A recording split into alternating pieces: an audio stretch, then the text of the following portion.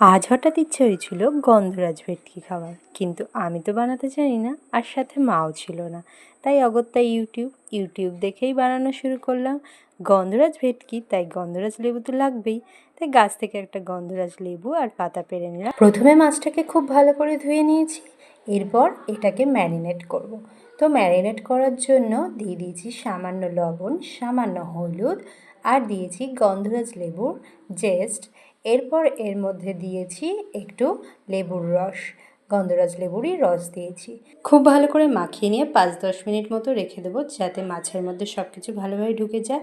এবার একটা পেস্ট বানিয়ে নেব। এর জন্য নিয়েছি একটা বড় সাইজের পেঁয়াজ, 1 কুচি আদা আর 4-5টা রসুন।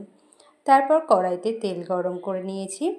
এরপর একে একে সব মাছগুলোকে ভেজে নেব। প্রতিটা মাছ ভাজা হয়ে গেলে সেই তেলের মধ্যে দিয়ে দেব একটা তেজপাতা আর সামান্য গোলমরিচ গুঁড়ো।